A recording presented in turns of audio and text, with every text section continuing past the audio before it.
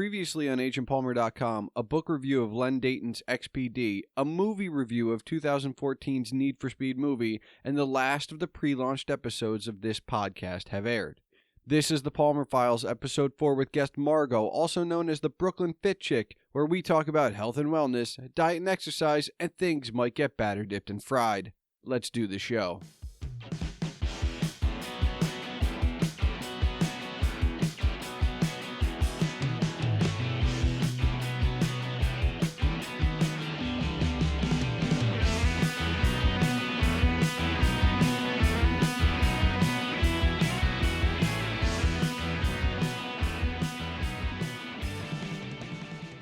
Hello, and welcome back to another episode of the Palmer Files. I'm still your host, Jason Stershik, also known as Agent Palmer, and this is an episode that takes a wonderful turn back through the yesteryears of both myself and my guest Margo's lives. But before we get into that, let me just say that before she was on my show, Margo and I have tweeted occasionally and share a lot of common Twitter friends turned real friends. Recently, Margo and one of her many podcasts was responsible for the book I'm currently reading, Michael Chabon's Wonder Boys, which she did a book versus movie episode on. What's surprising about this is that I forgot to even look and see if there was a book. I enjoyed the movie immensely, starring among others Michael Douglas, Tobey Maguire, Robert Downey Jr., Katie Holmes, and Frances McDormand, and while I do have an itch to rewatch the film, it's been so long since I've seen it, I decided reading the book now would be a better idea than rewatching it first. So no, I haven't listened to Margo's episode on that book versus movie, but she's already got me convinced she has great taste. What's more, our conversation that you're about to hear showed me that Margo and I have a lot more in common than I originally thought. First, I asked Margo on to discuss health and wellness and see where that went. Well, she's not unfamiliar with the discussion, as one of her many podcasts is the Fit Bottom Girls podcast. And then we discussed how healthy or unhealthy I am, and well, then we talked about retail and fast food, and I found myself talking to someone who felt more like a friend I was catching up with as opposed to a guest with whom I occasionally tweet. Before we get to the show proper, you can hear Margo on her shows, her many shows, Book vs. Movie, the Best Neighbors podcast, Not Fade Away, the Fit Bottom Girls, and the Dorking Out Show. You can tweet her on Twitter at Brooklyn Fit Chick. That's Brooklyn Fit and Chick with CHIK. You can tweet this show at The Palmer Files, me at Agent Palmer, and of course, all of these links and those mentioned in the show will be in the show notes. So, without further ado, let's get batter dipped and fried in healthy conversation with good customer service.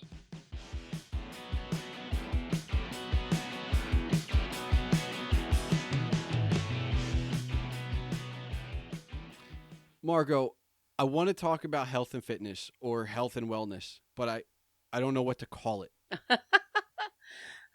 It's called so many things. I mean, health, wellness, healthy lifestyle. There's so many. Are you CrossFit? Are you keto? Are you a yoga person? Are you a vegan? There's just so many things attached to it. And that's one of the things I like being the co-host for the Fit Bottom Girls podcast, is because we kind of dissect all of them, and everything's okay. Just find your jam and stick with it. Okay. So, I mean, I guess I will give you my jam, and then you can completely critique me. I pay very little attention to what I eat. All right. I have cut back on soda, but to be fair, my coffee intake has risen to replace it, I feel like. And I am a fair weather runner, which means from about mid-spring, I mean, we're both in the Northeast, so it's more like late spring. Once the temperature gets above 72, I will run until the temperature drops below 72, as long as it's not raining. Okay. Depending on how much time I have, I go for about 1.5 to 3 miles. And that is my healthy lifestyle. That's not bad. It's a lot more than a lot of people do. I mean, I would say work on what do you eat? I mean, what is your do you eat your veggies every day? Do you at least have veggies every day? No. I mean, if I had a burger every day, there would be lettuce and tomato Oh, on yeah, it. no. Like now, I feel like I'm talking to my mother, and she's like, "You didn't eat your vegetables." There was totally vegetables on that burger, Mom. But I will tell you, like, I have given up red meat. I don't know if that makes a Yeah. difference. Like, I've basically gone to, it's chicken and turkey. Like, that's. I want to eat more fish, and I know I should eat more vegetables, but it's chicken and turkey. You know what? I'm not a fish person either. So, I mean, I go, if I have to, I'll get tuna maybe or scallops, but that's about as much as I can do myself. But veggies, I got to do. I'm pretty lacking on fruits too. Like I'll just be honest here. Well, of the two, you should have more veggies than fruit because fruit tends to have a lot of sugar in it. But I would say, yeah, if you try to get more veggies into your diet, like if you try to get it in every meal somehow, even if it's like, you're having eggs, throw some spinach leaves in there or something, it would make a big difference. And learning how to eat like spiral noodles that are made of like zucchini and squash instead of pasta, it's a game changer. Okay, so I eat the well. Okay, so I should probably read boxes a little bit Yes. more. I do get the tri-colored rotini, Mhm. right? And I don't know if it's. I mean, I know it's orange and green and some other color that's not white. But I don't know if they're actually made of spinach. I'll have to pay it. I'll have to actually look. I'm not a huge fan of box food myself. I mean, it's better than Kraft macaroni and cheese. I mean that, but I think you would actually, honest to God, I don't know if you have a Whole Foods by you or if they sell spiral noodles where you are, but it's getting more and more popular where I am. I'm in Brooklyn, and it's a game changer. You just get so much fiber from that, and that's going to make you fuller, and it's going to make you feel much healthier. Okay, so here's the bachelor part of me that hasn't left Okay. yet. My girlfriend moved in as we're recording this almost about a year ago. I used to go to the grocery store maybe once a month, if that. Like I would go because the grocery store was on my way back from the movie theater. So if I went to a movie, I would hit the grocery store on the way back. But if I didn't, I didn't. Oh, right. And I still don't. So, I mean, Steph, if you're listening, we need to get more vegetables. It's a habit. Honest to God, as much as you work out, and working out is great, but I'll tell you, honest to God, everything comes down to food. That's like 90% of being healthy. And that's hard. It's hard because food can go bad if you don't eat it right away. And not veggies don't always taste great. You got to kind of figure out spices that you like and how you cook things. It takes practice. It's so much easier for me anyway to go on Seamless and just order food when I'm really, really hungry and I don't feel like dealing with it. But honest to God, I think once you get in the habit of it, you're going to be so much happier. Okay, so I mean the follow-up question to that, if I'm not going to be lazy or if I am going to be lazy, like supplements, No. like okay. I'm not a big Like- supplement person. The only thing I like or vitamins. Does that matter? Not really. If you're eating well, it doesn't matter. There's not a lot of the brands that I like very much for vitamins. They tend to have more than you need. And I think of anything, I think like a probiotic is a lot more healthy or something with zinc in it. Zinc is very healthy, especially we're going to have cold and flu season coming up. Having something with a zinc supplement in it. Okay. If you have to do something, that would be it. But honest to God, really just start trying to find ways to find more vegetables into your diet. Carrots with like a dressing you really like. It could be a crazy dressing, but I don't care. But just like have it be carrots, All right, I want to go back to this. Mm-hmm. On a scale of 100% of being healthy, and I'm not talking about like I'm super healthy, just general health. Mm-hmm. My working out is less than 50% compared to the food that I eat. Mm-hmm. That's fine. That crushes me because I always thought like just the act of working out was going to be enough. No, and especially the older you get, because you burn less calories, It's movement is very important. Let me just say this. Movement is super, super important. And it's important to get your heart rate up. So walking, but like brisk walking is really helpful. If you're, a spin class is really helpful, getting on the machine, but really being on the elliptical is fine, but you have to at some point really challenge yourself because people don't really challenge themselves. So you do need to do that. But honest to God, like 20 to 30 minutes a day, it's great. And here's the thing, you can break it up. You work out 10 minutes in the morning and like 20 minutes in the afternoon or vice versa. That's plenty. And you can make it up on the weekends too. But you got to do a little bit of something every day. But if you work too hard and you don't eat properly, your body's just going to go into inflammation mode and you're actually going to gain weight and you're going to feel worse. Okay, so this is great because we can totally segue into fitness trackers because I made fun of my girlfriend. She visited me a couple years ago. And I don't know if she had just gotten a Fitbit, but we were snowed in, and I don't know, we were binging something or we were watching a bunch of movies. It's what you do when you're snowed in. But every hour, her little Fitbit would be like, you have to get up and move. And she'd pace around my house. And I was like, what are you doing? Well, fast forward to now, and I have a Fitbit. I do like it as like a sleep tracker because I'm more curious about my sleep from like a wellness perspective than like how many steps I'm getting in. Mm-hmm. But I never like get up when it tells me to.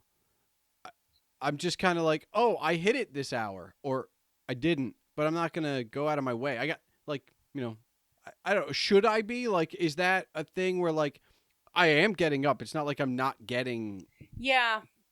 I will say this, and this is like the instructor in me, like I tell my students, and they always get kind of bummed out, but I'm like I teach an early spin class, and I'm like, okay, you're here for an hour, and you're working really hard. If you go to work, and you just sit there for the next 6 to 8 hours, and you don't get up, and you don't move, you've pretty much done nothing today. You worked your heart a little bit, but your muscles are just haven't been moved. You need to move every few hours, and that's really hard. And then people got really into the standing desks, but standing all day isn't that great for you either. You have to give your spine a break. You have to give your feet a break. So it's just a mixture of the two. I like it just because it reminds me. Like I have the Apple Watch, and it just every once in a while just says breathe. And I'm like, oh yeah, check in with my breath. How am I feeling right now? I think like, I like it. It doesn't be something you have to live or die by, but some people really respond well to feedback and some people really respond well to goals. And I think that's what they're great for. But I think people can also get really hampered by them if they think like, oh, I only did 8,000 steps today. I'm supposed to do 10,000 or I'm a terrible person. Like, it's okay. Tomorrow, walk a little bit more if you can, or this weekend, try to walk a little bit more, Oh, I mean, I lowered mine to 7,500 steps because I have basically a desk job. Mm-hmm. And worse than that, now I work from home. Yeah. So, like, when I was working in the city, so to speak, like, it was still a desk job, don't get me wrong, but it was easier to get steps in because I'm walking to my car, then I'm driving, then I'm parking in the garage, then I'm walking to my office, and then, office life, and you're walking to this meeting or that meeting, and, the bathroom is down the hall, and then you're coming back, and then you walk back to the parking deck, and then you go home. Like, so there's all these daily steps that, like, other people that if you don't work from home, you get in easily. And I, like, just lowered it because I was like, well, I don't want it to be my life of, like, oh, I'd love to, but hold on, I'm not there yet. I got to get in 2 more thousand steps. Like, I don't think I'll ever be that guy, but I did want to hit the goal, so I lowered it. No, that's okay. I mean, but I work from home too, and I had to just come up with different rules, and I'm dealing with the thing. I have an ankle injury. I fractured my ankle last August, and I had to get major surgery on it. I really screwed it up. So I can only, like, I'm the person that could walk all day long and never think about it. And now I have to get it in, like, I got to warm up. I got to, do some knee bends and crap like that, because sometimes I start walking outside and halfway down the block, I'm in pain. And so I've had to like completely rethink, what does fitness mean to me? And what can I do and how can I make the most of it? And so that's been my challenge. So I've been doing more like, when I'm in my apartment, I put a band around my ankles, around my knees, and I'll kind of walk up and down my hallway, even just for a few minutes. But that's like making the legs stronger. So even though I can't go as far, I can get more from it. See, and so I've noticed I feel like the one thing, and we haven't talked about it yet, and I'm gonna lay it on you thick, is age, right? I've been running since, I don't know, middle school. Probably not regular. I think this might have been the summer I've run the most regularly, at like at least four days a week, with the exception of a few 3-week deluges where it just did nothing but rain and we didn't see sun. But in my age, it's not that I'm running slower or that it's taking me longer or that it's harder to run as fast as I used to. I'm now in the paranoia phase. I live in a very, not mountainous, but hilly neighborhood. Mm-hmm. And I almost feel like I'm running holding my breath when I go downhill. Well, yeah. My biggest fear now is I'm going to blow out a knee running downhill. Like going up, I have no fear. But going down, I am now beyond paranoid. Well, you're talking about somebody that injured herself falling down a flight of stairs. So, yeah, going down ain't great. That's like, I understand your worry. And it is when you get older. I mean, everything is older. And so you do have to kind of keep that in mind. I mean, I would say be really careful about the kind of shoes you're wearing and the terrain.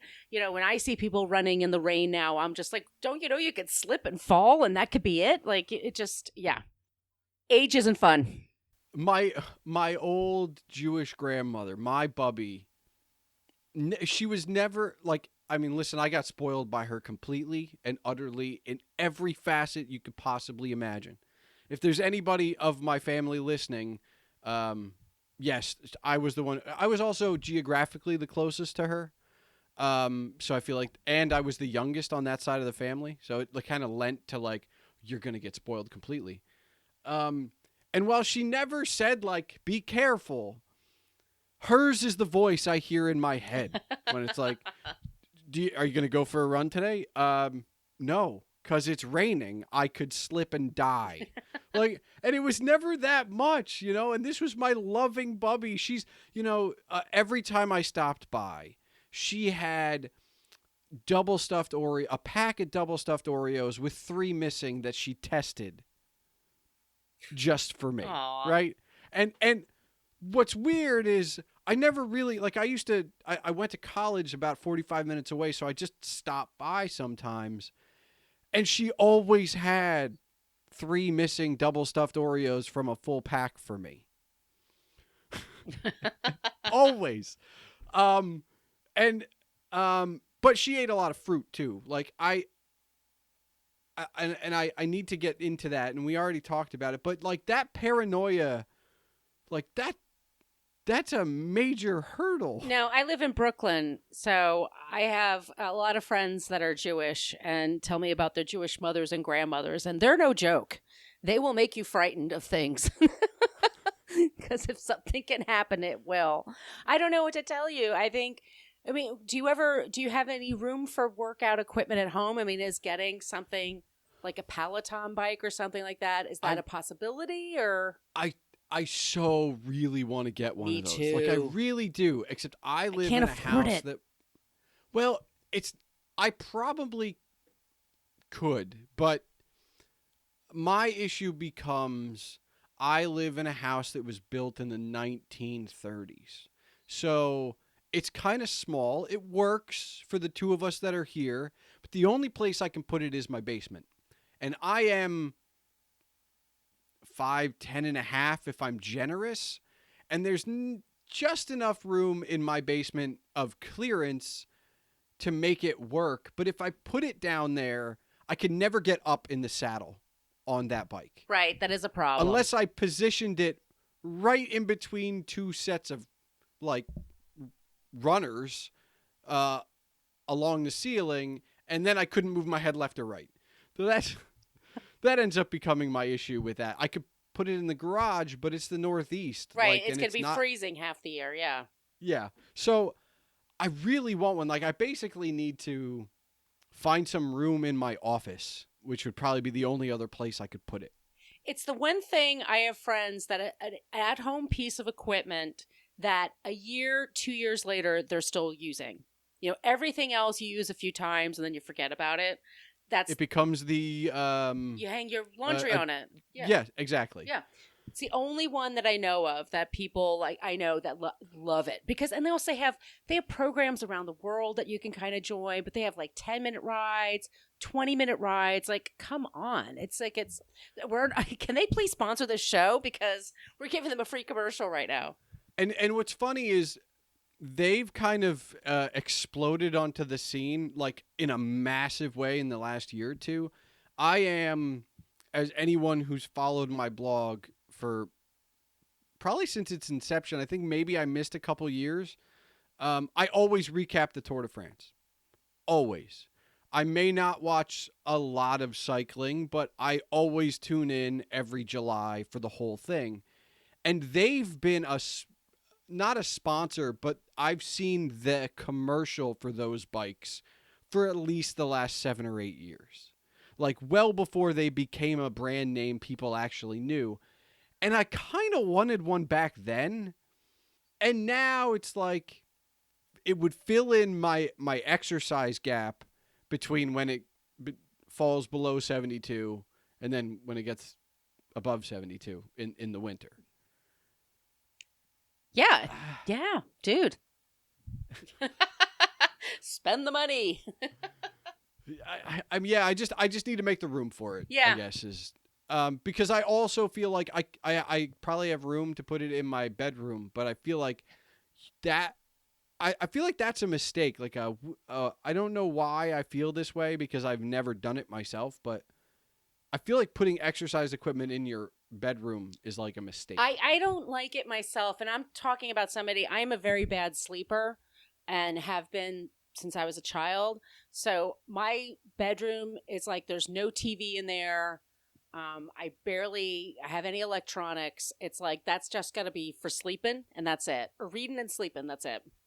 Okay, I'm single. So, but what makes so I don't know if I would consider myself a bad sleeper. Now we get to, I mean, that's one of the reasons that I really like my Fitbit because I get to see like I'm not even really concerned with the sleep score, which they just, I mean, it's some algorithm based on how you slept and how long, but like I'm curious for like how long I slept, period, because I've been prone to, I guess, fits of insomnia where you're just laying in bed for, you don't know, right? Like if you don't turn on the TV and you wake up anywhere between like 1 o'clock and before the sun starts coming up, it can feel like 5 hours or it could be 5 minutes. You have no idea. So when I got the Fitbit and started to like pay attention, I was like, wow, that was only 7 minutes. It felt like an hour. Right. That's what I don't like about Fitbit. And so I take my watch off at night because I'm a shitty sleeper anyway. So it's not going to be good. The number's not going to be great. So I just don't count it. But for me, like once again, I can't have anything in there. I have to just sort of make it just for sleeping. Is there a temptation? Like if I snuck in and put a TV in there, like you know what? If you have kids, that's one thing because you want to have some place for yourself. Nowadays, everything is streaming, so you could just watch it on your laptop. I mean, for me personally, no, I like having a living room where I have the TV, and I like having a bedroom, and I have like an iPad, and if I really want to watch something, I can watch something. But you know, like I said, I'm so bad at sleeping that I just have to kind of keep it there in my bedroom. All right, so that leads into are you bad at sleeping because, like me, your brain doesn't shut off when it should? Or I'm not trying to get all therapy on you really, but like I'm just curious because like that's my issue for sleeping is just because I'm tired doesn't mean my brain's gonna shut off. No, my brain is wicked, and it runs all the time. I've had this problem. I mean, honest to God, true story. Since I was in grammar school, elementary school, and I was so bad at sleeping some nights that I would get on my bike and ride around the block middle of the night just to get that out of my brain. My dad once worked a swing shift, and he came home at like 4 a.m, and I was on with my little banana seat and streamers and shit. And he's like, "What are you doing?" And I said, "I can't sleep." He's like, "Read a book or something." Like, "What are you doing?" I just, my brain just kind of gets really active, and like I guess, funny thing. Like, I always want to be on my bike. I've always had that. Like, that's my way of relaxing. So. I will say the only time that ever came in handy, and that it's the only time in my memory that I've ever done this. I remember waking up at 1 o'clock in the morning. I lived in northeastern Pennsylvania, and it had snowed. And I just got up. I don't even know what day. I have no idea what day it was. It could have been a snow day the next day. It could have been a weekend. I just know that at 1 o'clock in the morning, I couldn't sleep and I shoveled. Oh, well, that'll make you fall asleep. Yeah. Now listen, at that time, it's not like we had a huge property. I did a little bit of the driveway. I did the front walk, and that's all we had really. I think I may have done the sidewalk, but now I'm just so, if I'm trying to sleep,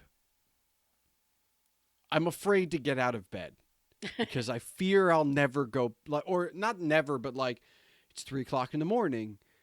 You're staying here till 4, and hopefully you'll fall asleep before then. Yeah, I've done that. Yeah. I did it. I don't know if this past weekend or whatever, but like I was basically awake for 20 hours because the night before I couldn't sleep, and on that Saturday I got up at 4 a.m. Just because I kept watching the clock and it was like, all right, this isn't happening. I really, what it was is for 20 minutes from like 3:30 to 4 o'clock, somewhere in there, I was just rolling over repeatedly, hoping that I'd see rays of sunlight, and it would be like, all right, it's early, but it's not that early. And then I gave up. Right. I've been there. Yeah, and nowadays because of it's fall now, so the sun doesn't come out till like 6:30 or so. So like in the summer it comes out around 5:30. So it's like, all right, I'll just get up, I'll just go. But in the winter it sucks. It's just dark.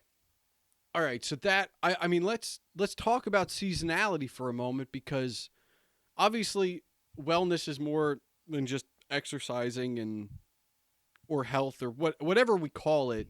It's more than just what you eat and working out and sleeping. I mean, it's also emotion and mood.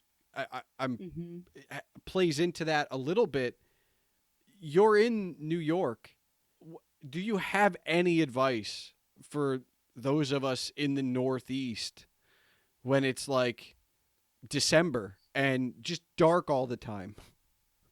It's hard. I myself, so I do work from home. I have special lights, and they mimic sunlight, and I use those in my apartment. So it's because my office can get super super dark, and a real bummer. So for me, I use these lights that are very warm, and that seems to help me. I think just like working from home for me, like every day, I don't leave the TV on. I don't turn the TV on until nighttime. I try to go walk outside every day, even if it's just around the corner, just to pick up something. And it's hard. It's hard to get that. You do need that vitamin D. You do need that sunlight, and try to get as much of it as you can. But it's hard. It's a real struggle for me too, especially like when it's dark at like 4:30 in the afternoon. You're just like, ugh. I mean, I'm thankful. I'm thankful to have a desk job because I remember retail. Oh yeah, me too. And if there's one thing that's the worst about retail, it's the fall and winter, and it's not because of Christmas. It's not No. because it's busy. Like when it's busy, retail is actually better because the 8 hours, the 12 hours, whatever shift you're on goes faster. But what's horrible is it's dark at 8 o'clock and you go into work in the morning and then you come out at 4:30 and it's dark again. Yeah, and also it's like Christmas, there's like this build up somewhere around November, there's the build up to Christmas. And like you said, it's busy, people are in a good mood. It's tiring. You come home, especially like the week before Christmas. Oh my God, you're exhausted. But then there's like that first couple of weeks in January where everything is just returns, right? It's just returns or exchanges. That's all it is. Yep. That's all it effing is. And everyone's bummed out because everyone's broke and they're tired and it's cold. And then it's just so slow until spring comes again. And I find that what's even like that this is the death knell, and I feel like it happens. I kind of try and stay away from retail now because like I can't. It just like I worked in fast food for a while, not real fast food. Like Same here. I worked at Arthur Treacher's, so I worked at what I would call I good worked at Roy fast food. Rogers. Nice. I was at Roy Rogers. I know that that's not quite the same, but like if I do go to a fast food restaurant now, I have a lot more patience. But what happens so nice. What happens with retail is like I take the time to fold things. Like if I'm waiting for someone, like I'll just start folding stuff, and I don't want to do that anymore. So I just kind of stay away.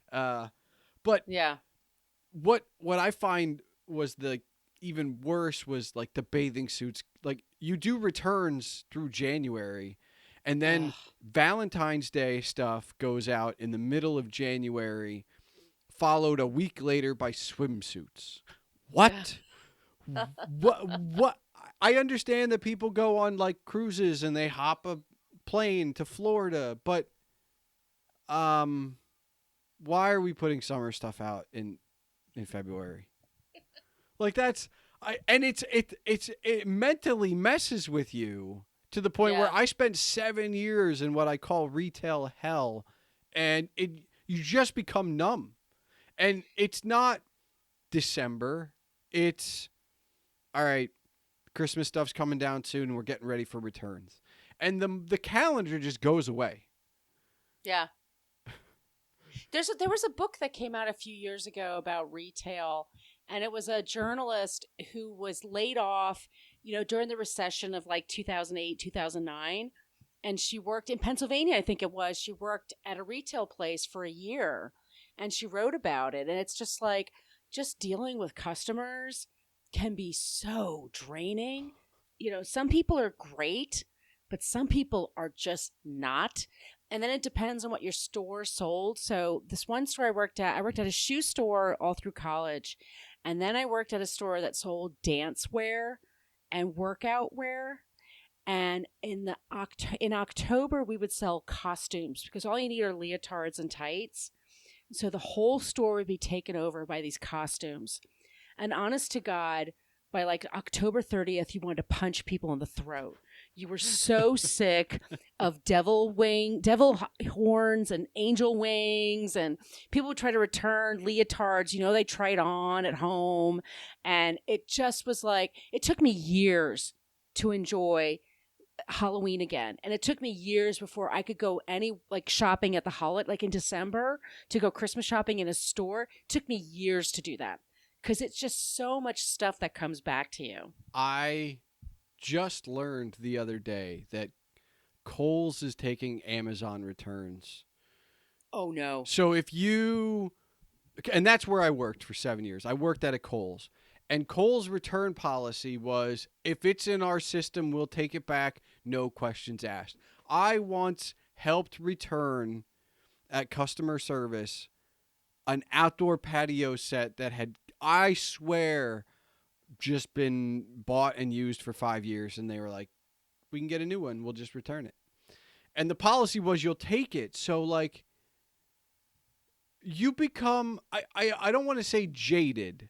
I was pretty jaded before retail. Oh, you're jaded. But, like, you're just like, all right, this is my job. This is what I get paid for. I have to take it back. But now they're doing Amazon returns, and I'm just like, thank God I'm not there. No way. No way. I worked at 9 West at a shoe. That was how I put myself through college.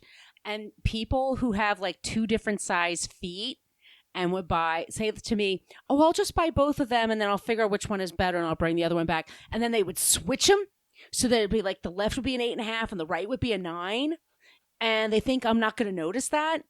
Like, and people pull that crap. I mean, so many things. Oh, I just wore it to an event and they were like tape the bottom of the shoes. So the shoes would have like glue on it from the tape. And it just was like, I'm going to fight this or I'm just going to give them their money back and get yelled at by my manager. Like, what's it going to be? Right? I mean, it's just, people try to get away with so much.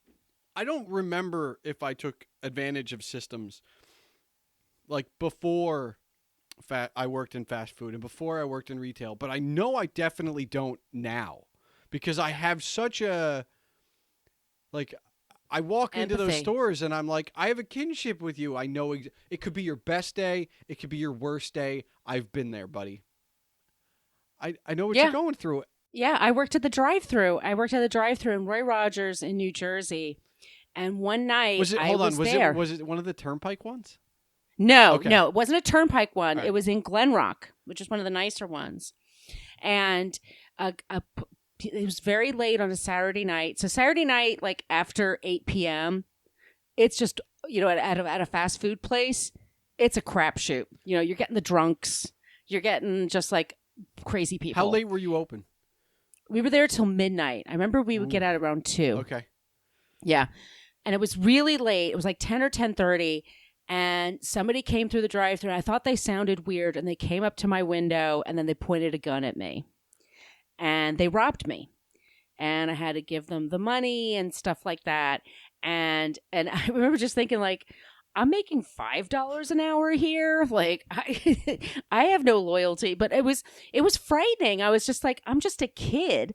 And I have this money that I gave. And it was a very traumatizing experience. But, what the kind of abuse that people put up with when you're in a fast food place, like, I just can't add to that. So they could be assholes to me and I'm just super nice about it because I know what it feels like. I got to follow up on that. Did they give you any, like, I don't know, nothing? I gave them the money. They were laughing at me because I was shaking because I was so scared. And I gave them the money I had in my register and they took off. And then I was so scared. I thought I ran to the bathroom. I had to go to the bathroom. And then I ran to my boss and I was so embarrassed.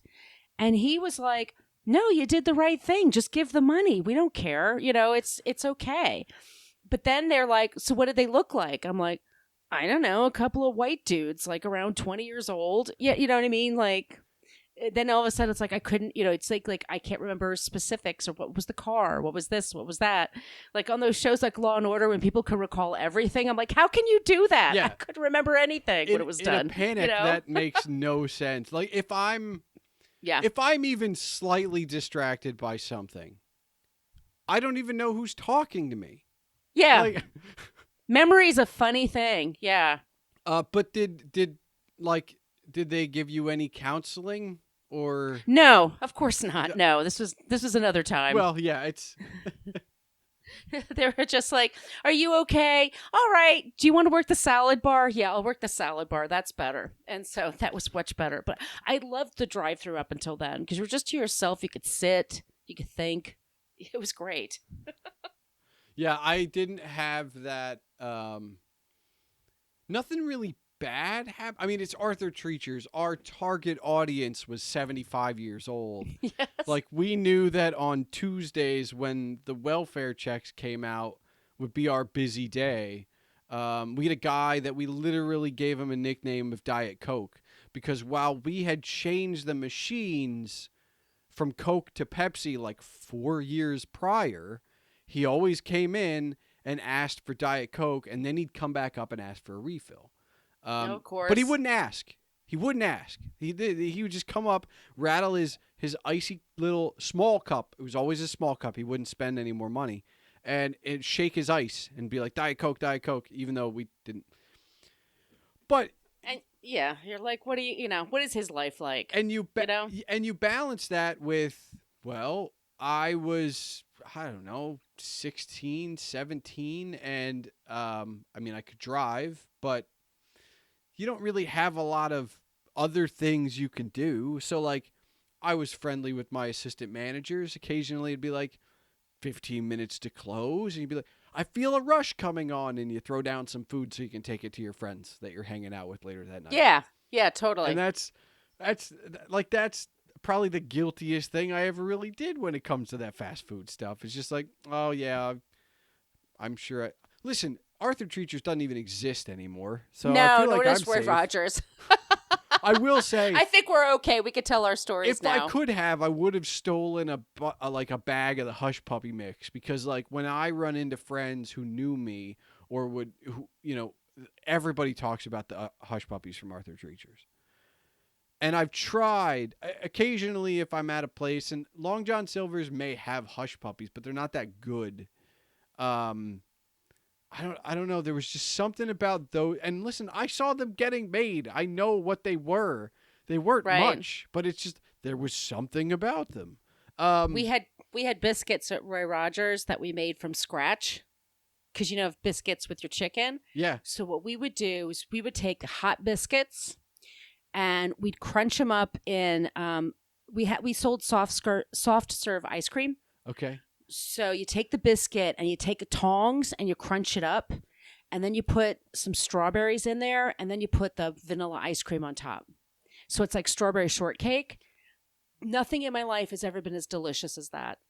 I mean, that was our whole treat that we all did for each other, and oh my God, it was delicious. We had it wasn't on the menu, but you could order it. At one point, Arthur Treacher's attempted breakfast, and we could still order, and we would every time we made an order, we ordered one bag of French toast sticks. Ooh. Which, listen, they are absolutely the most disgusting thing you can order at a fast food restaurant, except if you can eat it right out of the fryer when it's still crunchy on the outside and like moist on the inside, and it's not just rubbery. Heaven.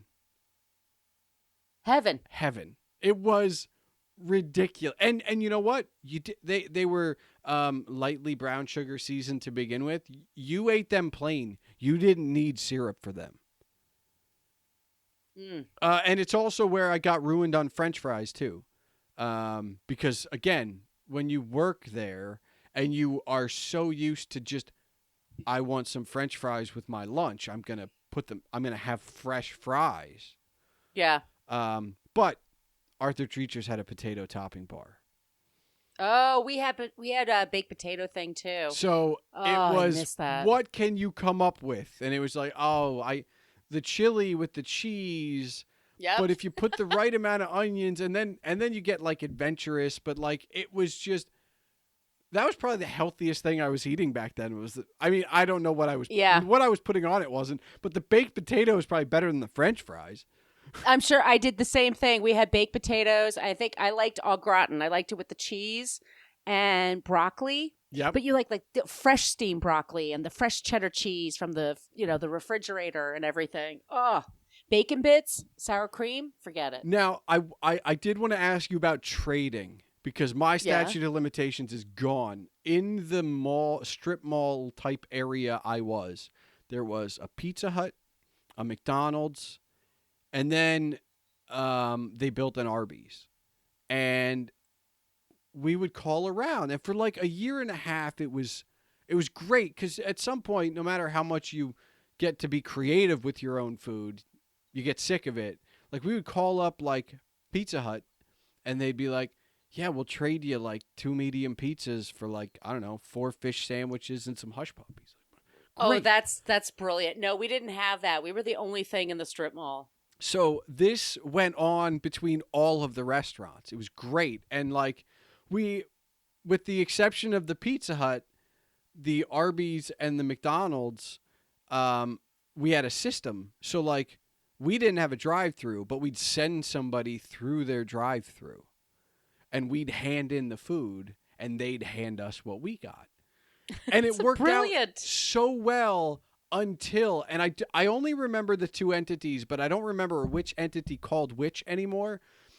I think it was the Pizza Hut called the McDonald's, and the McDonald's regional supervisor answered the phone. And the Pizza Hut person was like, yeah, we'll trade you this for this. And didn't think like, oh, maybe it's not a regular person. And then from that point on, there was no more trading with McDonald's. But at least we still had Pizza Hut and Arby's to trade with. That's brilliant.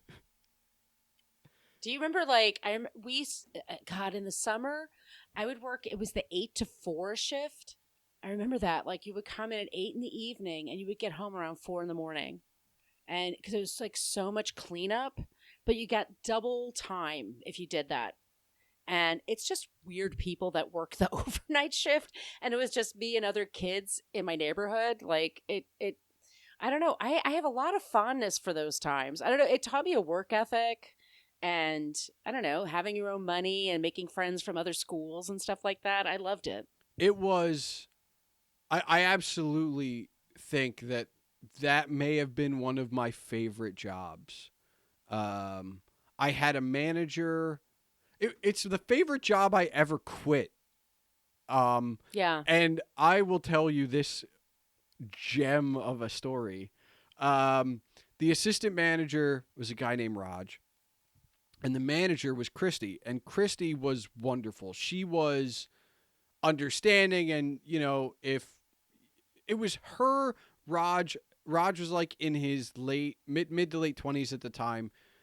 Christine probably was too. And then the rest of us were like high school kids. So same here. They kind of, they were lenient with us. As long as it wasn't a no call, no show, like, you could come in a little bit late, or you could, you know, be in worse shape than you were the day before, whatever it was.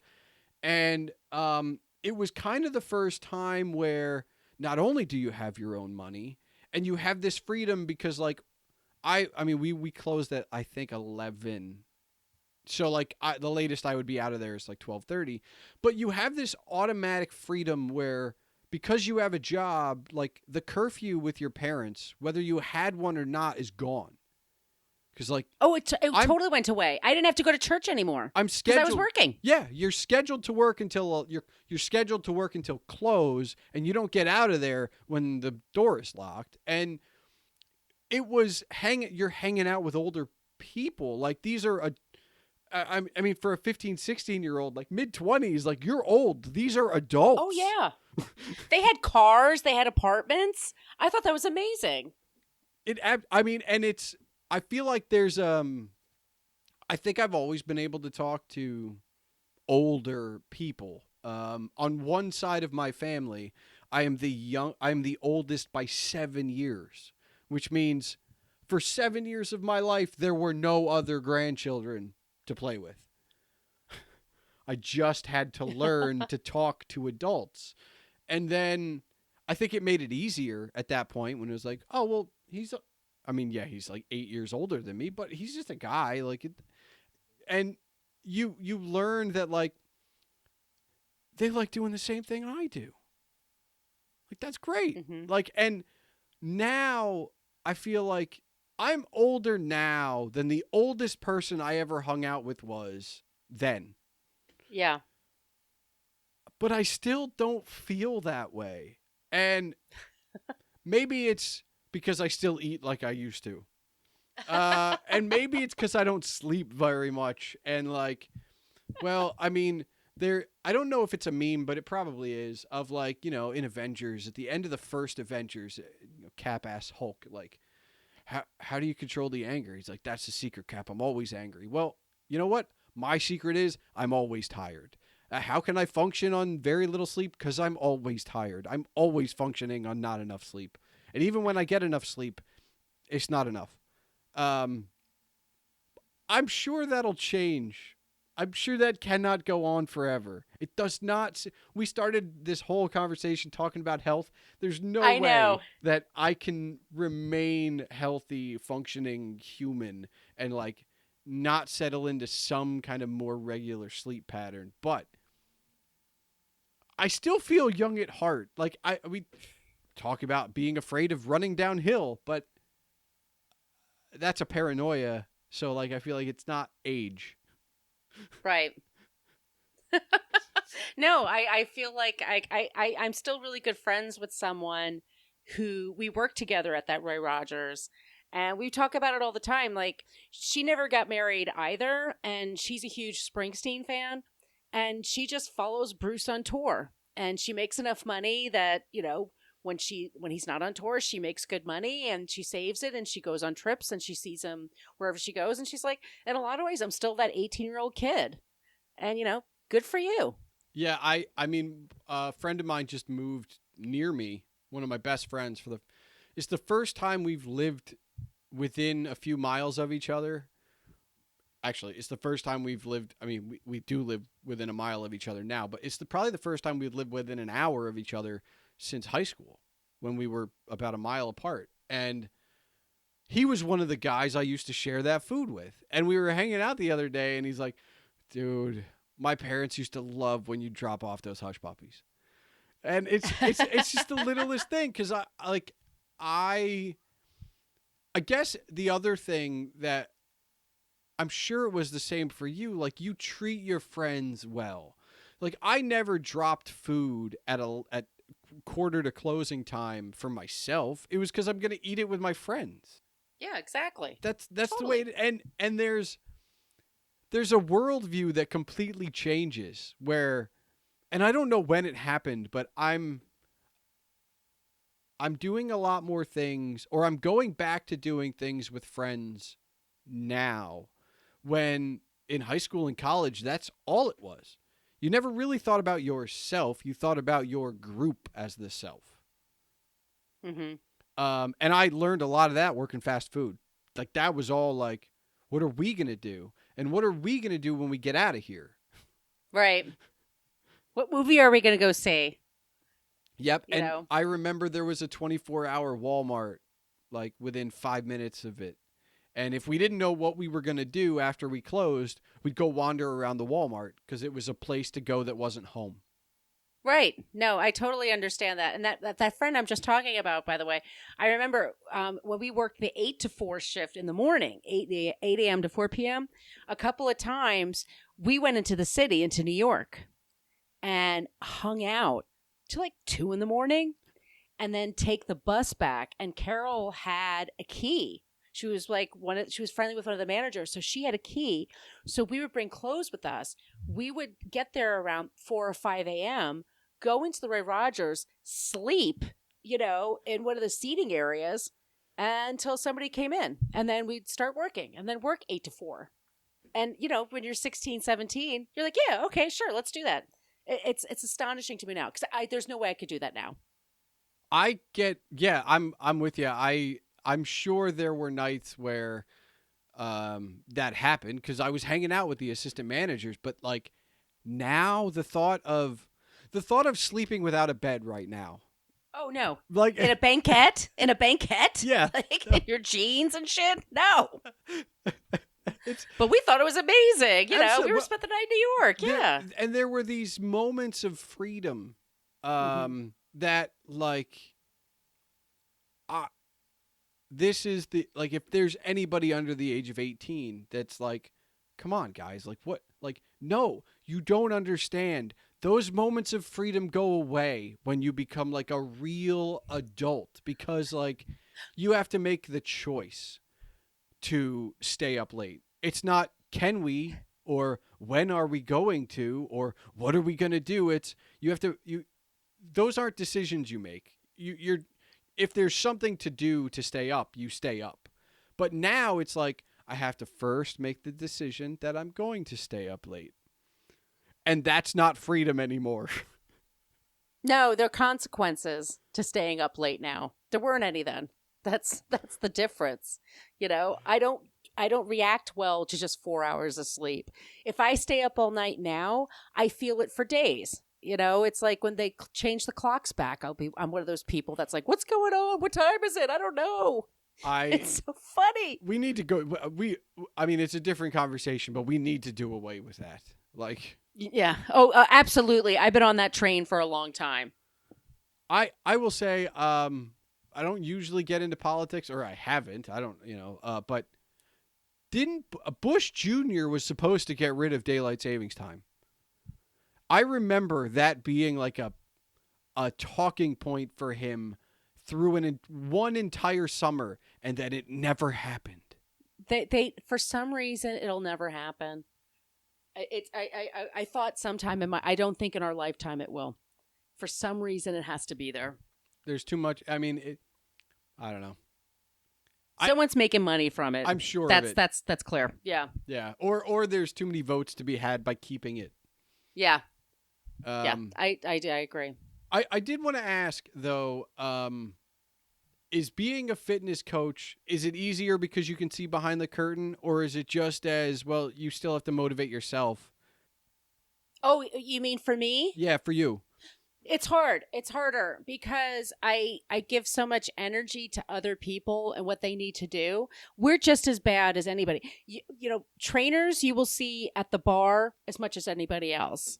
Like because you need a release. And the trainers that do walk the walk all the time, they tend to not be that interesting. It makes you a little bit more relatable to people when you're also I don't know. It's funny because we've had this discussion at Fit Bottom Girls before, and we need to normalize the industry more so that more types of bodies and more types of people are seen as healthy and fit and okay. It was such a narrow mold for a while, and most people can't fit into that mold. And so you set up this expectation for people that they're not going to be able to do, and then they feel bad about themselves. And then it's like this cycle. And I feel like there needs to be more of a conversation about like, what's realistic for you and what do you want your life to look like? Like for me, I just want to be one of those people in my 80s that I can walk around and keep up with everybody else. I don't want to have any help getting in and out of bed. I had relatives like that, that they couldn't do anything for themselves. Like that's my expectation. When I was younger, I want to be thin. I want to be pretty. I want everyone to notice me. I think it's just as I get older, my expectations for myself have changed. And I think the world has changed a little bit about what's considered attractive and what's considered healthy. And that's a good thing. So a long answer to your question? No, it's probably the best answer to the question because I feel like it's not as sexy of a movement, if you will, as like the LGBTQ. I feel like I'm missing some letters in the alphabet soup that group has become. And I mean, no offense by it. I just like, I can't keep up. Like it was LGBT and then it was LGBTQ and then it was something else. But like, that's fine. But that's sexual orientation. Body type is, or I guess the better phrase is body acceptance is a whole different thing. I've been thin all my life. I mean, I can't tell you how many like starving Ethiopian jokes like I hear from people because I'm thin. Like I once tried to put on weight. It didn't work. I'm sure I will like with age, but I would never call myself in shape because I could never put on muscle, so I could never look like X, Y, and Z. And that was always the thing. Like, yeah, okay, I could outrun you. Great. Right? But my arms are sticks. They've always been that way. It gets harder. It's gotten worse, I think, especially for men. I think the idea of what a man should look like, everybody thinks it's like he needs to have a six-pack and guns and all that stuff. And well, if you want that, well, it's just discipline. You just need discipline to do that. And it's like, no, like all those guys like from the Marvel films and stuff like that, They have nutritionists. They have cooks that follow them around. They have trainers that watch every single movement that they do. And they don't have an ounce of fun when they're doing it. Okay. It's like there's no beer, there's no potatoes, there's no starch, they're sleeping 10 hours a night. Like it's just working out and broccoli and all that stuff. I mean, and only works for some people. Not everybody gets into that shape doing all those sacrifices. You know, I meet trainers all the time now. They are bigger men and women, looks wise, they can run faster than me. They can jump higher than me. They're more flexible than me. I've met yoga people that are twice my size that can do 1,000 times more than I can do, more poses and stuff. So I think it's just we need to get more of that body acceptance. We just look at a body and decides, oh, it's round, therefore they're fat, therefore they're lazy, and this and that. Like that's the narration that has to stop.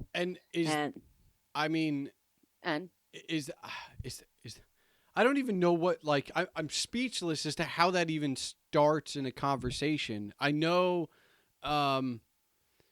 in movie screens and on television screens, like, the amount of body types we're seeing is growing. And we're seeing more people, but nobody's talking about it. Isn't she adorable? Isn't he nice? But nobody's talking about, like, oh, that person X, that person Y. Like, no, I don't even know how these discussions happen, except that, for the gay community, it started with a cake, and it started with gay marriage. Like, there is no, there are no body rights in terms of body shaming that people are fighting for. You're basically just fighting for acceptance for all, and there's no pithy, like, tagline for that. I don't want to be a total downer, but I had lost a very good friend of mine a couple of weeks ago. She had a heart attack and she was 44 and healthy, but it ran in her family. And unfortunately she didn't make it. And, live your life as well as you can, to the best that you can. Treat your body as well as you can, the best you can, most of the time. That's my advice to you. Okay. And don't set up huge expectations for yourself to look a certain way. There's a lot of, like, super thin people who aren't healthy. There's a lot of super fit looking people. You look on Instagram, you think they have no problems and everything's great. They've got tons of problems. Okay. And there's people you can see, you're walking down the street and you think, oh, that woman is plus size. She probably never works out. And, like, she probably can outlift you, or she can outrun you or whatever. Like, really think about your perceptions of people when you see them and the size that you see them, because you're not getting the full picture. No, I like that. I mean, it's the healthiest person, and this is something we only really touched on. I'd like to think mentally I have it together all right. But that's a whole completely other side and conversation of health and wellness that I feel like is just starting to be talked about. Yeah. It's only been in the last, like, 6 to 8 months or even a year or two that I've really hear people say, like, no, you need self-care in terms of mental. Mm-hmm. And that's the other side of that too. Like, that person running down the street that you see running every morning when you're sitting on the bus may be the most unhappy person ever. Whereas the guy sitting next to you jamming out to a podcast, probably pretty happy, maybe. Yeah. You don't know. You never know. There's those other factors that we just don't you don't see. It is the factors that you don't see that matter the most. And that's why it drives me crazy. Like Bill Maher, yeah, he's so shitty. But on his show a few weeks ago, he had a whole thing like, we need to bring back fat shaming. And it's like, first of all, asshole, it never went away. It didn't. But secondly, it doesn't work. And it doesn't work. Because if it did, no one would be fat. Huh? Really? I'm with you. You don't have any idea what people are going through. I think all fat shaming did was create fat, depressed people. Yeah.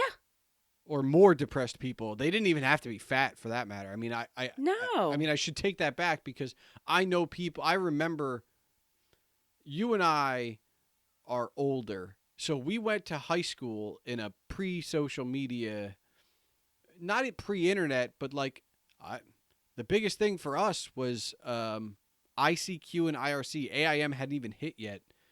And that kind of stuff that got tossed around in the hallways, none of that was nice. No, that was hard enough. I can't imagine being a teenager now and then having somebody on the other side of the world be able to contact you and say something awful or try to, get you into doing something terrible. It's a tough world. I mean, I'm trying to get across that, you really don't know what people are going through. I know this from teaching. And when I first started teaching, I thought like, oh, I got to motivate people. So if they don't look like they're into it, I got to get over there and blah, blah, blah, blah. And, it took me a while to realize like some people are in that class, they're dealing with mourning or they're dealing with losing a job or they're dealing with a kid that has a problem. And maybe this is this 1 hour that nobody asks anything of them and they just want to work out, And so, and that's totally valid, and let somebody alone and let somebody have their space. That's self-care for them. And that's what I've been teaching for 10 years now. Like those are the things I'm learning. Are you fulfilled by teaching? Very much so. I think it's the favorite thing I do. And I think I've learned tremendous amount about myself from learning about other people. And I'm a much more empathetic person. And I think I get way more from them than they do from me. And oftentimes when I'm teaching, I think to myself every once in a while, I would do this for free because I'm getting so much from it. I'm glad I'm getting paid for it. Trust me. And some classes, sometimes you show up in the best mood, with the best music, and you're like, yeah, let's do this. And the energy is just not there. Like it's just a struggle every minute. And sometimes you go in there and it's just, you're in a lousy mood and you're like, okay, I'm just going to knock this one out. And you turn out you're in a great mood by the end of it. Like you just never know what you're going to get. But I've learned so much about people, and I think it's made me a nicer person. And that's probably what turned me into a better podcaster, because I'm better at listening to people and not just talking all the time, but just really paying attention to them. I think that's made a big difference.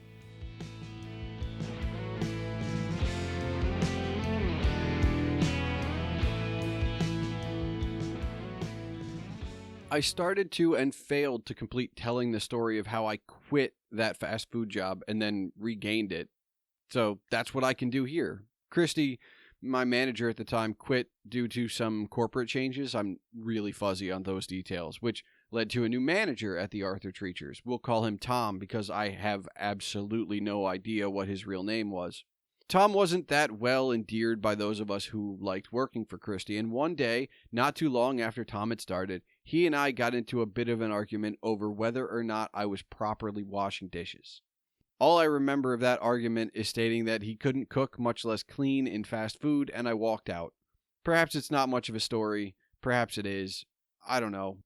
Eventually, like a week later, he flailed out, and Christy came back. I was rehired, and that's that.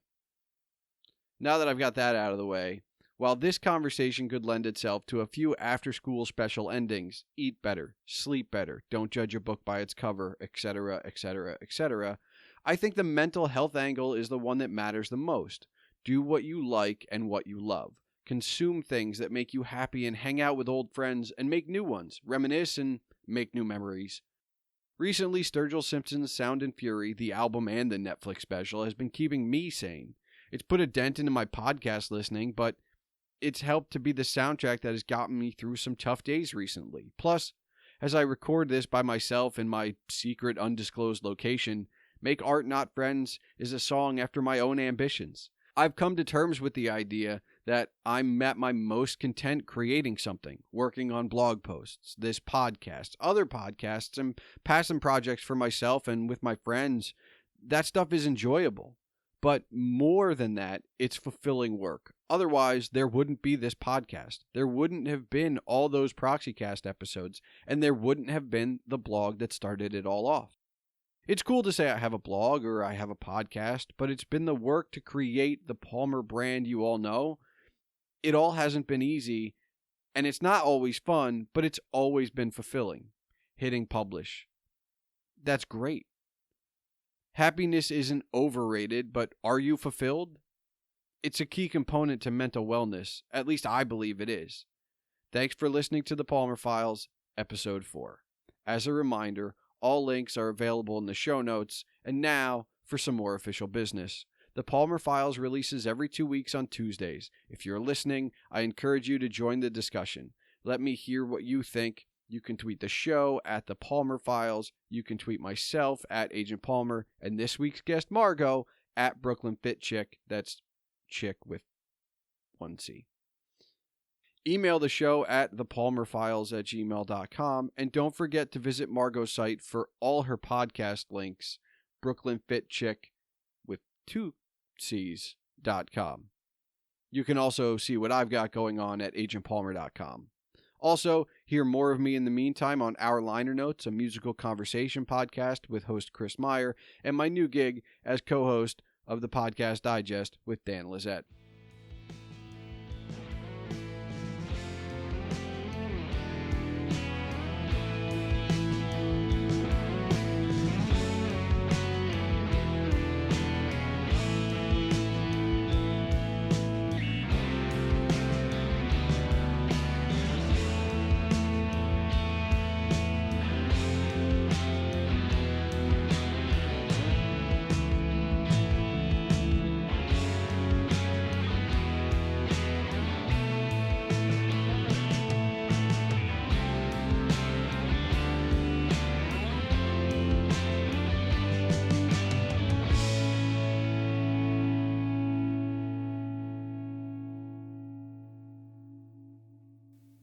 So, Margo, before we go, do you have one final question for me? Yeah. So your favorite job, you said, was working at Arthur Treacher's, right? That's correct. Up there? Up there. What was your least favorite job? Ooh. It's really hard to answer because I remember there was a string of like I did this for a week and it didn't work out. I want to say I worked in a convenience store for about 3 days. And it's odd that that was like the worst job I had because it was a gas station like / convenience store. But before they built the convenience store, it was just a gas station.